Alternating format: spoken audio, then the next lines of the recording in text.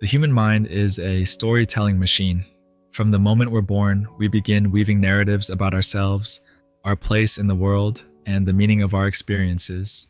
These stories, often unconscious, shape our perceptions, influence our decisions, and ultimately determine the course of our lives. Carl Jung, the renowned Swiss psychiatrist and psychoanalyst, posed a profoundly insightful question that cuts to the heart of this phenomenon. What myth am I living? This question isn't merely a philosophical exercise, it's a powerful tool for self-discovery and personal transformation. Jung believed that these myths reside within our unconscious, driving our behaviors and shaping our destinies without our conscious awareness. They are the deeply ingrained narratives we've absorbed from our families, our culture, and our own past experiences. As Jung himself explained, everybody acts out a myth, but very few people know what their myth is. And you should know what your myth is because it might be a tragedy and maybe you don't want it to be. This isn't about ancient Greek myths or fairy tales. It's about the personal narratives that dictate how we interpret and interact with the world. Imagine someone who believes the world is a hostile, competitive place where only the strongest survive. They are living out the myth of the warrior. Every interaction becomes a battle, every setback a devastating blow. Their life is defined by constant struggle and a pervasive sense of threat. Conversely, someone who believes that love conquers all is living the myth of the romantic. Their choices are driven by the pursuit of love and connection, and their happiness hinges on the presence of a romantic partner. These myths aren't just passing thoughts. They are the very lenses through which we perceive reality. We all tell ourselves stories, constantly. Some are obvious, like the narratives we consciously construct about our achievements and failures. But many are subtle, unconscious whispers that operate in the background of our minds, quietly influencing our choices and shaping our experiences. These internal narratives, whether loud or quiet, define the trajectory of our lives. Think about times you've told yourself, "I'm not good enough," "I don't belong," or "I'm not capable." These are not objective truths. They are stories your mind has created, often based on past experiences or insecurities. These limiting narratives can hold us back, preventing us from pursuing our dreams and reaching our full potential. They can create a sense of stuckness, a feeling that we are trapped in a cycle of negativity and self-doubt. These stories, though they feel intensely real, are often fabrications of our own minds. Brené Brown, a research professor known for her work on vulnerability and courage, emphasizes the danger of the stories we tell ourselves. She argues that these internal narratives can be more damaging than any external criticism or obstacle. They become self-fulfilling prophecies, shaping our perceptions and influencing our actions in ways that reinforce our negative beliefs. Many people identify strongly with their struggles, allowing these challenges to define their identities. They might say, "I am always anxious," or "I'm just not a lucky person." While acknowledging challenges is important, choosing to define oneself solely by them can create a self-imposed prison. The stories we tell ourselves create our reality. If we constantly repeat the mantra, "I'm stuck," our minds will actively seek out evidence to confirm this belief, perpetuating the cycle of stagnation. Conversely, if we embrace the possibility of change and growth, our minds will begin to identify opportunities and pathways for transformation. This is known as confirmation bias, our tendency to seek out information that confirms our existing beliefs and to disregard information that contradicts them. If you believe you are unworthy, your brain will focus on instances of rejection, overlooking moments of acceptance and connection. The myths we live affect every aspect of our lives: how we feel, how we think, and how we act. We might pursue a certain career path because it aligns with a societal myth of success, without considering whether it truly aligns with our own values and desires. We might chase after material possessions or social status, believing they will bring us happiness, only to find ourselves feeling empty and unfulfilled.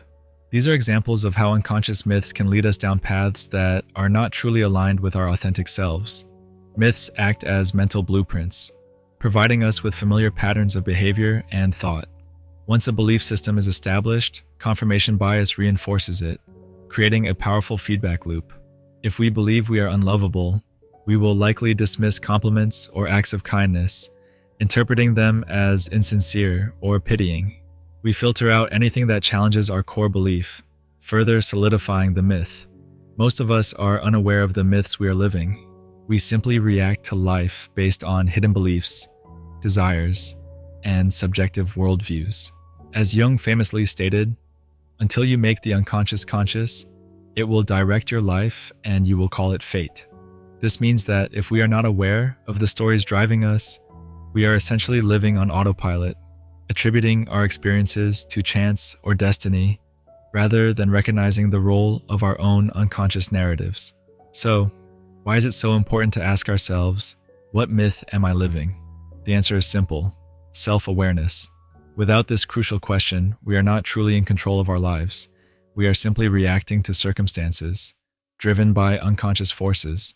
But by asking this question, we begin to take ownership of our narratives. We gain the power to choose, to rewrite the myth, to create a life that is truly aligned with our authentic selves. This process is similar to what therapists refer to as reframing. Reframing involves taking a harmful or limiting story and giving it a new, more positive meaning. Instead of telling ourselves, "I'm bad at this," we can reframe it as, "I'm still learning." Instead of assuming they don't like me, we can consider the possibility that they are simply preoccupied or having a bad day. This allows us to develop a more balanced and realistic perspective, especially when we are faced with situations or people we cannot control. Much of our pain and suffering stems not from reality itself, but from the stories our minds create about reality. These stories have the power to both break us and build us. They can keep us trapped in cycles of negativity, or propel us towards growth and transformation. Gerhard Wehr, in his biography of Jung, quotes Jung reflecting on this very process. "I did not know that I was living a myth, and even if I had known it, I would not have known what sort of myth was ordering my life without my knowledge.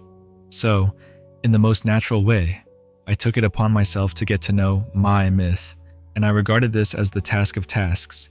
So I told myself, how could I, when treating my patients, make due allowance for the personal factor, for my personal equation, which is yet so necessary for a knowledge of the other person, if I was unconscious of it? I simply had to know what unconscious or preconscious myth was forming me, from what rhizome I sprang." This quote highlights the profound importance of self-awareness in understanding not only ourselves, but also others. Joseph Campbell, a renowned mythologist, explored the concept of the hero's journey, a narrative pattern found in myths and stories across cultures. He believed that we all live out variations of this journey, which involves a call to adventure, a departure from the ordinary world, a series of trials and challenges, and ultimately, a return with newfound wisdom and understanding. Asking, "What myth am I living?"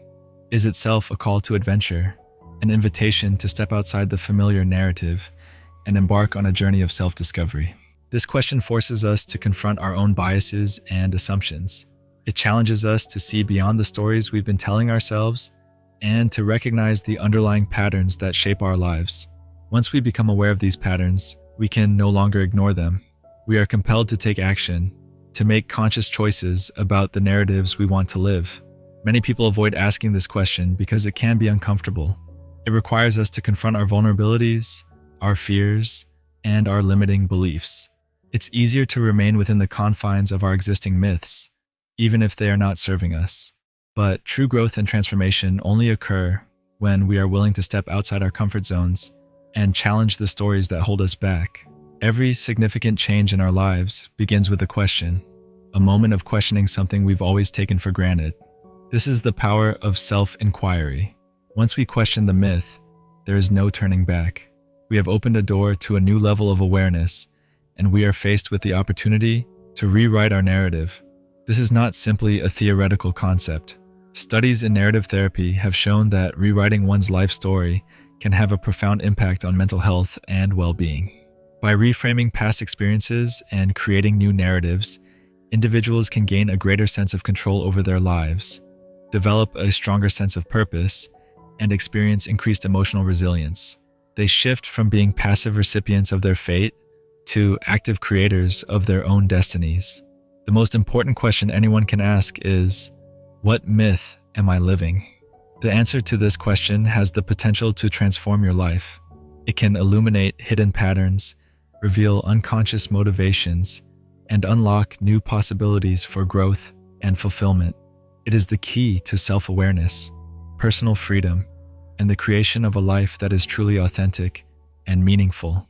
It is the starting point for rewriting a narrative identity that aligns with who you truly are. When you begin to live consciously, guided by your own chosen narratives rather than inherited myths, your life isn't just a series of automatic reactions. It's a choice, and that's the real myth worth living.